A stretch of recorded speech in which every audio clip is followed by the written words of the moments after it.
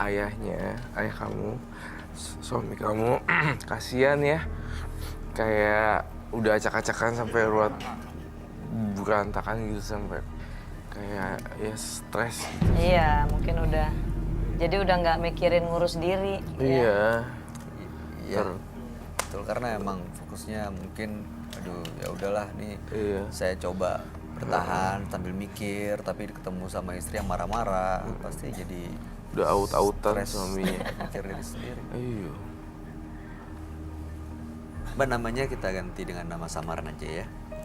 Ya, kami panggil dengan Nisa, boleh? Oke, ada Nisa ya. Nisa. Mbak Nisa, Nisa tadi bilang katanya nggak mau di deket bapaknya, di samping, manggilnya apa? Bapak, Bapak, nggak mau duduk di deket bapak, kenapa? saya udah malu sama bapak saya. Malu kenapa ya? Pokoknya saya itu udah malu banget sama bapak saya, sama teman-teman saya. Karena nganggur bapaknya. Iya, saya udah nggak mau ngelihat muka bapak saya. Ya jangan gitu dong. Jangan dong. Tapi kan Kamu selama aja udah ini nggak mau bapaknya loh. kan Apalagi bertanggung aku. jawab. Oke, Nanti kualat loh. Nggak boleh gitu sih kalau menurut saya. Menurut kita itu, Kan bisa ada di sini karena siapa? iya, Karena ibu bapak. ya ibunya sih emosi terus. emosi. Nah, ini ngomongin soal emosi, benar Pak. Mbak Yuni pernah memukul anaknya. Iya, gara-gara saya katanya. Gara-gara saya nganggur. Ya karena bapak pemalas. Saya tuh udah berusaha yuk, itu, Nah, Berusaha apa, Pak? kesana, kemari nyari kerja buat kamu. Kamu ingat nggak waktu kamu umur 10 tahun dulu? Baju bagus. Ya itu sepatu karena saya bagus. dibeliin sama ibu saya. Saya kan kerja waktu itu. Enggak, Kuli bangunan. Seminggu sekali dibayar, saya kasih kamu. Ingat nggak? enggak. Waktu kamu kelas 5 SD. Lupa mungkin. Lupa dia, jeleknya aja dia nih. Bang. Sedih Pak, saya. kuli bangunan berapa sih duitnya? Hah? Iya, tapi harus bersyukur dong. Kamu sih boros kali. Harus bersyukur. Suami nganggur tuh bersyukur. Tahu besok dapat rezeki lagi. Nggak boleh emosi terus. Tadi pusing, tahu nggak? Bener-bener ya aku udah mau tahu nggak sih sama kamu, Pak?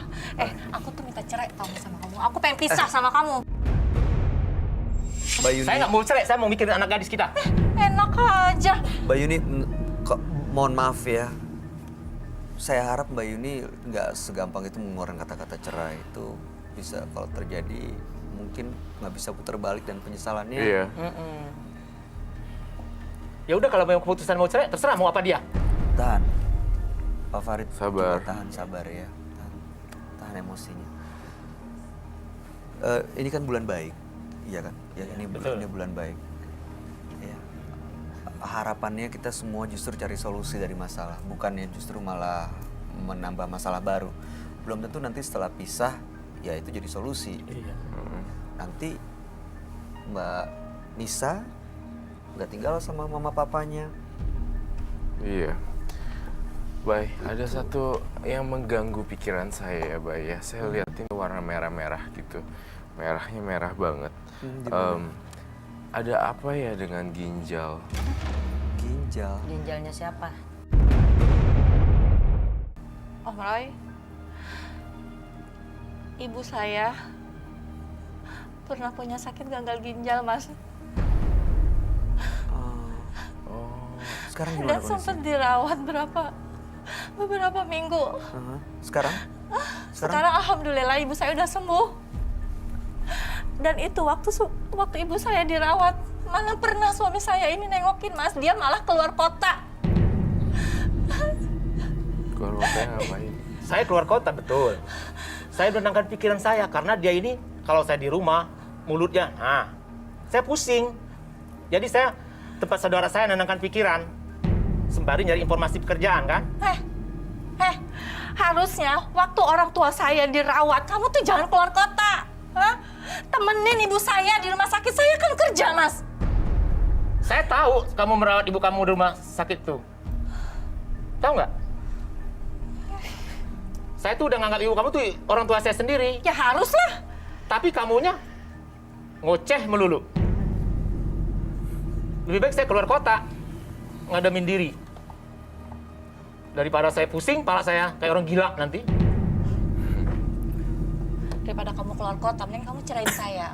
Tahan, sekali lagi tahan. Jangan sebut kata itu. Ya, Mas Farid, saya mau tanya ya, Mas Farid tahu nggak sih sebenarnya apa alasan istri Bapak sampai bersikap seperti ini? Bisa mengerti nggak? Iya, Mungkin ngerti. tahu ya, tapi bisa mengerti. Mengerti, ya. Kekecewaannya kenapa? Iya, itu bisa karena saya dipahami. 2 tahun ini nggak kerja. Tapi 2 tahun kebelakangan itu saya kerja kan, nggak Emang ada. bapaknya aja malas. Betul begitu. Males tuh 2 tahun ini, saya berusaha bukannya malas. Bang Roy, bukan malas saya. Mungkin belum rezeki aja Heeh. deh. Gitu. Dia ini orangnya maunya enak aja, Bang. Tapi emang nggak gampang mencari pekerjaan. Sekarang emang Iya, saya udah kemana nak, sono kesini nyari, bukan saya tidur tuh mikir di rumah tuh, bukan saya tidur makan aja, mikirin besok gimana. Ini marah terus, jadi saya Bapak tahu keluar kan kota. aku sering dipukulin sama ibu? Itu karena gara-gara bapak. Kenapa kamu mukulin anak? Kamu pakai nanya lagi. Nggak boleh mukulin anak kamu. Mikir, makanya kan aku bilang mikir, ya Allah. Saya tuh sebenarnya nggak mau bercerai sama kamu, mau mikirkan anak, tahu nggak? Terus Nah, kamu mau Mas. ngapain kalau nggak cerai sama saya? Mau males-malesan? Tahan. Mas Mau Farid. nyuruh saya kerja terus gitu? Sabar dulu. Mas Farid sebenarnya masih ada keinginan untuk kembali bekerja. Masih. Oke. Masih optimis. Oke, Mbak Nisa mungkin ada kecewa ya sama bapaknya. Tapi tadi Mbak Nisa bisa lihat nggak begitu Mbak Nisa kasih tahu sering dipukulin sama ibunya. dibela. Dibela. Mungkin jauh sebelum itu saat Mbak Nisa sakit, saat butuh ini, butuh itu, sekolah, perjuangan Bapak tuh ya nggak bisa dilihat dari 2 tahun belakangan aja sih. Tapi aku juga pengen kayak teman-teman aku. Bisa Gimana? kesana kesini, belanja apa itu. Aku nggak bisa kayak teman-teman aku. Aku malu sebenarnya punya bapak kandung kayak bapak. Nggak boleh gitu gitu. Kualat loh nanti kena Memang karma. songong dia ini Pak, Bang. Songong anak saya Ya ini. itu semua karena gara-gara bapak. Baru 2 tahun ini kan, ingat yang 2 tahun kebelakangnya gimana Bapak? Ya udah gini. Roy, Yes. yang kamu ngelihat ini Bapak Farid ini kan belakangan katanya 2 tahun terakhir susah untuk mendapatkan pekerjaan. Kalau dilihat dari caranya, dari gesturnya, bercara bertutur, Ya dia sudah memikirkan itu sih sebenarnya. Bahkan dia tidur aja nggak tenang. Oh, sebenarnya mikirin? Iya sebenarnya mikirin. Tapi dia karena dia kan sosok pria. Jadi pria laki-laki itu tidak mengumbar-ngumbar masalah yang ada di dalam dirinya. Jadi kalau wanita tuh lebih ekspresif gitu. Jadi saya ngerasa emang sang suami Mas Farid sebenarnya udah mati-matian cari kerja, tapi ya bintang keberuntungannya belum datang gitu, masih belum faktor lucknya tuh belum ada. Ya aku sih pengen banget kasih tahu buat si Mbak Yuni sama Nisa ya, bahwa jangan dilihat dari ininya, lihat ke perjuangan yang dulunya ngegedein sampai gede kayak gini. Iya kan ya? iya betul. Maksud saya cuma waktu dalam 2 tahun nggak kerja tiba-tiba udah cerai-berai begini. Justru kan pada saat lagi terpuruk bukannya harusnya saling bergandengan untuk bisa bangkit Saling bareng-bareng, support, saling ya. support. Berdoa bareng gitu. Iya.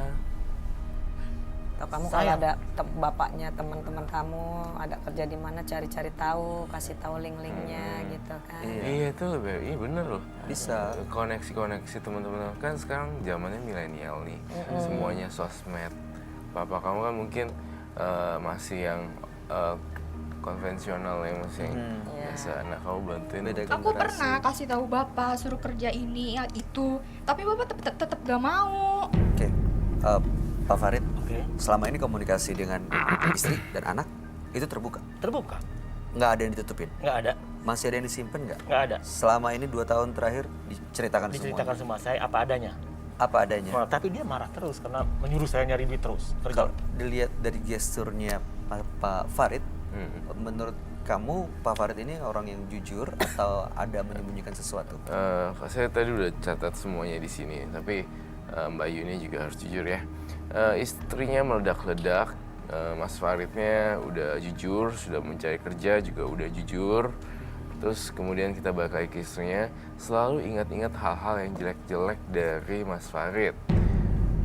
ini agak sensitif sekali. Ada momen suaminya selingkuh.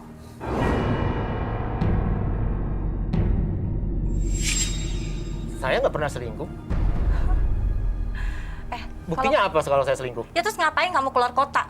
Itu ke tempat saudara saya menenangkan pikiran saya. Karena kamu, kalau pulang ke rumah kamu tuh ngoceh, marah terus.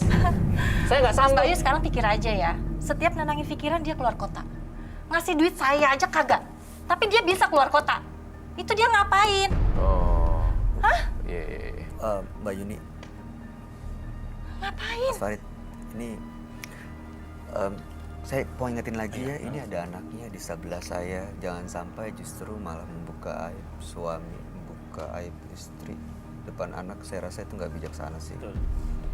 Ya, tapi memang bener nggak apa yang ditanya Mbak Yuni? Nggak benar. Saya ke tempat saudara saya, dia tuh menuduh saya selingkuh karena saya tuh nggak pulang. Tapi enggak kan? Nggak selingkuh. Saya tempat saudara saya. Saya tahu dia ngerawat ibunya.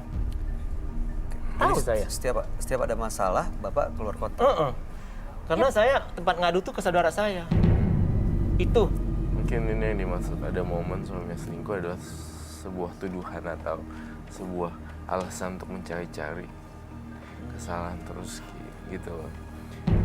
Ketika orang udah nggak suka, orang udah empat banget, biasanya cari-cari kesalahan yang enggak. Seperti itu. Banyak yang dikorek lah. Maaf ya. Dia itu ngingatin kejelekan 2 tahun ini aja. Kebaikan 13 tahun ke belakang dia nggak ingat lagi. Mau bawa apapun dia nggak ingat. Nah, itu Pokoknya tadi, Mas Farid, ya saat mungkin gini ya, Mbak Yuni, saya bisa memahami nih ya, kalau misalnya ibu lagi di rumah sakit, sementara Mbak Yuni harus bekerja, pasti dukungan orang dekat yang sangat dibutuhkan yaitu adalah suami. Dan kenapa Mas Farid keluar kota, padahal Mas Farid tahu di rumah sakit mana ibunya Mbak Nah, Yuni. barusan dia ngomong kan, Iya. dia tahu ibu saya dirawat, kenapa dia nggak datang? karena saya sayang sama anak, sama dia, sama ibu saya. Ibu dia tuh udah saya anggap ibu saya sendiri kan. Kenapa nggak Tapi saya ke tempat saudara saya itu menenangkan pikiran, mau pinjam uang, rencana saya mau minta bukan pinjam, karena saya lagi nganggur untuk bantu-bantu dia ini. Tapi dia nggak ngerti. Kamu keluar kota berapa lama? Aku tanya. 2 minggu. Ya terus masa saudara kamu nggak bisa minjemin duit selama 2 minggu gitu? Ya namanya Betah kamu di sana gitu? Hah? apa nama di rumah saudara? Nggak mikirin kan? Nggak mikirin keluarga kamu kan? Saya tuh sayang sama kamu, justru saya keluar kota. Sayang sama anak saya, tahu nggak? Bosan saya dengar kamu ngomong kayak begitu mulu. Bosan, tahu nggak? Mas Farid setiap ditanya soal luar kota, kata-kata yang disampaikan, jawaban Mas Farid itu berulang, itu lagi. Biasanya ya sejauh yang kita tahu kalau ditanya dan jawabannya berulang,